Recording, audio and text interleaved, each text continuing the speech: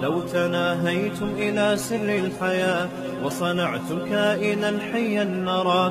تو مسئلہ یہ ہے کہ جنگل میں یا جہاں کہیں قریب میں اذان نہ ہو تو وہاں پھر آپ فرض نماز اذان دینے کے بعد پڑھیں.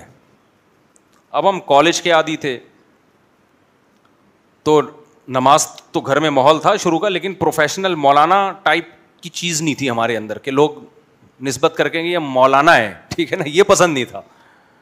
نماز تو پڑھتے تھے, گھر کا ماحول تھا ہمارا, ٹی وی نہیں رکھا ہمارے والد صاحب نے گھر میں کبھی بھی. والد صاحب تو تھے بھی تبلیغ جماعت کے. اب کیا ہوا, فجر کا ٹائم ہوا تو اب مجھے مسئلہ کہ یار اذان دینی ہے, مجھے اذان دیتے ہوئے شرم آ رہی ہے یار, یہ لوگ کیا بولیں گے, یہ تو ملا نکلا. ہم تو اس کو پڑھا لکھا سمجھ رہے تھے, یہ کیا نکلا, ملا نکلا. اب مجھے شرم آ رہی ہے. تو میں نے کہا یار آج تو یہاں شرما رہا ہے اذان دیتے ہوئے, آج تو یہاں کیا کر رہا ہے, اذان دیتے ہوئے شرما رہا ہے. کل اللہ تعالیٰ قیامت کے دن جب مؤذن کو اجر دیں گے اس وقت کہہ دینا اللہ مجھے اذان دیتے ہوئے شرم آتی ہے. ایک اس چیز سے مجھے موٹیویشن ملی کہ یار عزت وہ جو اللہ کی نظر میں ہو. اور اس سے زیادہ مجھے جو موٹیویشن ملی نا, جو کام میرا ضمیر یعنی مجھے ملامت ہو رہی تھی کہ یار یہ لوگ بولیں گے ملا ہے, میں نے کہا اصل میں تو شرم ان کو آنی چاہیے پوستیوں کو جو پڑے ہوئے سو رہے ہیں فجر میں. رات ان کو خدا نے کھانا کھلایا, گہری نیند کس نے سلائی ان کو, بولو اللہ نے. کتنے بڑے انعامات, اور جب چاہے اللہ سیکنڈوں کے اندر اس ٹرین کو ٹریک سے ہٹا دے, سارے پڑے ہوئے ہوں گے کٹے ہوئے. اور خدا کا ایک مطالبہ ہے کہ حی علی الصلاۃ پہ لبیک کہو اور وضو کر کے میرے سامنے نماز پڑھو.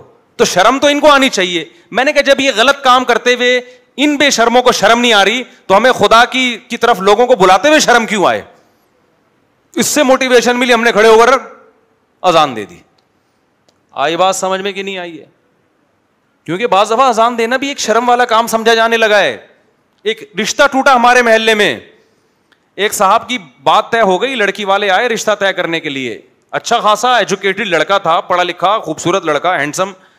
وہ اذان بھی دیتا تھا مسجد میں جا کے. اس نے اذان دی ہے تو لڑکے کے والد نے فخر سے لڑکی والوں کو بتایا کہ ہمارا بیٹا ماشاءاللہ اذان بھی دیتا ہے. انہوں نے کہا بھائی یہ تو ملا ٹائپ کا آدمی نکلا, رشتہ توڑ دیا. صحیح ہے نا, رشتہ توڑ دیا. سمجھتے ہو کہ نہیں سمجھتے ہو؟ او بھائی عزت اس چیز میں ہے جس میں اللہ کانفیڈنٹلی آپ جب کوئی کام کریں نا تو اس میں شرم کی ضرورت نہیں ہے. شرم کیسی بھائی؟ تو ہم نے پھر اذان دی, پھر ہم نے کہا یار ان پوستیوں کو شرم آنی چاہیے. انسان بڑا اپنے آپ کو پتہ نہیں تکبر کی وجہ سے اس کا دماغ خراب ہو جاتا ہے. 2 ٹکے کی اوقات نہیں ہے انسان کی بھائی. یہ آج جو ہمارے ایک لبرل لوگ 3 پیس سوٹ ٹائی پہن کے اپنے آپ کو پتہ نہیں کیا سمجھنا, پڑھا لکھا سمجھنا شروع کر دیا. بھائی تمہارے پر ذرا سی اللہ کی نظر ہٹ گئی, 2 ٹکے کی حیثیت نہیں ہے. واقعات سے واقعات یاد آتے ہیں. ہمارا ایک دوست تھا, قادیانیوں میں اٹھنا بیٹھنا شروع کر دیا اس نے. میں نے یہ واقعہ پہلے بھی بیان کیا ہے لیکن اب اس موضوع کی مناسبت سے یہ اور مناسب واقعہ رہے گا انشاءاللہ.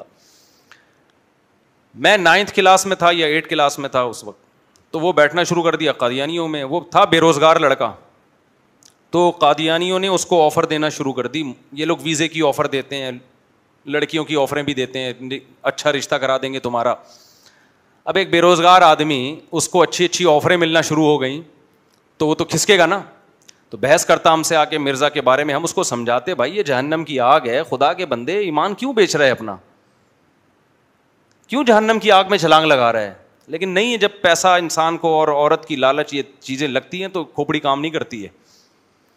اور زیادہ تر سوسائٹی میں جو ریجیکٹڈ لوگ ہوتے ہیں نا, جن کو نہ جاب مل رہی ہے نہ اچھا رشتہ مل رہا ہے, تو پھر وہ اس طرح کی تحریکوں کی بھینٹ چڑھ جاتے ہیں.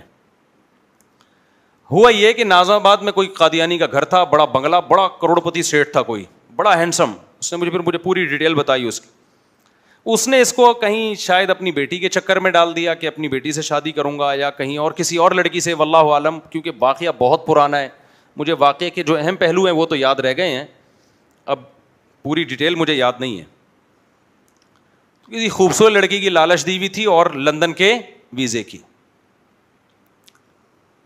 ہم سمجھا کے تھک گئے. ہمارے گھر کے باہر نا ایک سڑک تھی, وہاں ایک نیا پروجیکٹ بن رہا تھا, تو خالی جگہ تھی, تو میں رات کو لے جا کے اس کو وہاں بٹھاتا, آدھا گھنٹہ سمجھاتا, لیکن اس کی کھوپڑی میں بات نہیں آئی. اس نے شاعری بھی شروع کر دی تھی مرزا قادیانی کی تعریف میں. تو ایک دن کیا ہوا, یہ میرے پاس آیا اور مجھے کہا کہ گیٹ بجایا کہ مجھے آپ سے ضروری ملنا ہے. کیا ہو گیا بھائی؟ مجھے لے گیا سائڈ پہ اور کہنے لگا یار مجھے کسی بزرگ کے ہاتھ پہ بیعت کرا دو, میری توبہ قادیانیت سے.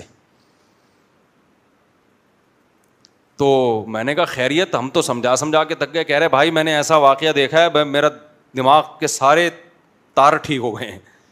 کہا کہ جو سیٹھ مجھے آفر کر رہا تھا نا, جو کروڑ پتی سیٹھ تھا, اپنے گھر میں لے جاتا, عزت دیتا, ایک ہفتہ پہلے یہ ہوا کہ مجھے اس نے اپنے کمرے میں بٹھایا, یعنی جو بھی گیسٹ روم ہوتا ہے وہاں بٹھایا, اور کہیں کسی کام سے اندر گیا اپنے کمرے میں, تو کھول ہی نہیں رہا دروازہ. اتنا ٹائم گزر گیا, ہم نے کہا پتہ نہیں کیا ہے. اس کے بیٹوں کو بلایا, دروازہ جب توڑا ہے, کھولا ہے, اس کو ہارٹ اٹیک ہوا تھا, منہ سے جھاگ نکل رہا ہے خون, اور الٹا پڑا ہوا ہے. کہہ رہے اس وقت مجھے لگا یار یہ دنیا کی تو 2 ٹکے کی حیثیت نہیں ہے بھائی. جو تجھے ویزا دلوا رہا ہے UK کا, اور جو تجھے پیسوں کی اور آفریں کر رہا ہے, اس کا اپنا یہ حال ہے. 1 سیکنڈ ہوا ہے اس کو اور گرا ہے دھڑام سے, اتنا ہینڈسم اسمارٹ آدمی. تو کہہ رہا میں کیا کر رہا ہوں بھائی اس دنیا کے پیچھے. بعض چیزیں گھنٹوں کے بیانات میں سمجھ میں نہیں آتی, چند واقعات وہ اثر کر دیتے ہیں. کہہ رہا ہے وہ لے کر گئے ہاسپٹل, ایکسپائر ہو چکا تھا. اور یہ جو زیادہ مالدار لوگ ہوتے ہیں, سب کی بات نہیں کر رہا بھائی, ان میں پیسے کی ہوس اتنی ہوتی ہے کہ ماں باپ کی محبت اور غم بھی زیادہ نہیں ہوتا. کہہ رہے ہیں اس کے بیٹوں کو اتنا غم نہیں ہو رہا باپ کی ڈیتھ کا, مجھے غم زیادہ ہو رہا ہے. میں یہ منظر بھی دیکھ رہا ہوں کہ یار ان کے یہاں تو محبتیں ہی نہیں. ہمارے باپ کا کہہ رہے ایسے انتقال ہو جائے, ہم تو 6 مہینے ٹینشن سے روتے روتے پاگل ہو جائیں. انہیں کچھ ہو ہی نہیں رہا, ان کا ابا مر گیا, تھوڑا بہت ہلکا پھلکا ہوا, باقی کہہ رہے ہیں کوئی نارمل جائیدادیں مل رہی ہیں نا. اب میں نہیں کہہ رہا سارے مالدار ایسے ہوتے ہیں, لیکن یہ بیماری غریبوں کی نسبت مالداروں میں زیادہ ہے. دولت کی ریل پیل اتنی دیکھی ہوتی ہے کہ آپس کے جو ریلیشن ہیں ان کی ویلیو 2 ٹکے کی نہیں رہتی. جب ایک آدمی اپنے باپ کو ماں کے مرنے کے بعد بھی شادی نہیں کرنے دے رہا, کروڑ پتی باپ کو, کہ 12.5% ماں کے سوتیلی ماں کے پاس چلا جائے گا, تو پھر آپ اس کی ہوس اور مینٹل لیول کا اندازہ لگا سکتے. میں نے ایسے کیسز دیکھے ہیں, بلڈنگوں کا مالک ہے باپ, کروڑ پتی ارب پتی, بیٹے بھی کروڑ پتی ہیں, ماں مر گئی ہے, باپ کو شادی نہیں کرنے دے رہے بیٹے. باپ مجھے بتا رہا ہے کیوں نہیں کرنے دے رہے, کہ یار 8واں حصہ بیوہ کے پاس چلا جائے گا, وہ 8واں بھی ہمیں ملنا چاہیے. اس چکر میں باپ کا بیڑا غرق کر رہے ہیں. یہ آپ کو غریبوں میں نظر بولو نہیں آئے گا. تو اتنا ہوس یار, پیسہ کماؤ میرے بھائی, لیکن بچوں کی تربیت تو کرو یار. ان کے دل میں پیسوں کی آپ نے کیوں محبت ڈال دی ہے؟ ہر وقت باپ جب بیٹوں کے سامنے بزنس پیسہ کی بات کرے گا تو بچہ سمجھے گا ابا بعد میں, بزنس پہلے ہے. اس کو اللہ رسول سکھاؤ میرے بھائی. مالدار پر زیادہ ضروری ہے کہ بچے کی تربیت کرے وہ, کیونکہ اس کے بگڑنے کا امکان زیادہ ہے. تو خیر کہتا ہے جب میں نے یہ منظر دیکھا, پھر ہم گئے قبرستان میں دفنانے, تو کہہ رہے مجھے ایسا لگتا ہے یہ قبر میں نہیں ڈال رہے, یہ آگ میں ڈال رہے ہیں اس کو. مجھے ایسا محسوس ہو رہا ہے, اور میں چیخ رہا ہوں کہ یہ تم کر کیا رہے ہو. تو کہنے لگا مفتی صاحب میرا دماغ کیا ہو گیا ہے. مفتی صاحب تو نہیں کہتا تھا اس وقت مجھے, جو بھی طارق بھائی ہے جو بھی کہتا تھا, کہہ رہے میری سیٹنگ کیا ہو گئی ہے, سیٹ ہو گئی ہے. اللہ نے مجھے عبرت دکھا دی بھائی, یہ دنیا 2 ٹکے کی نہیں ہے.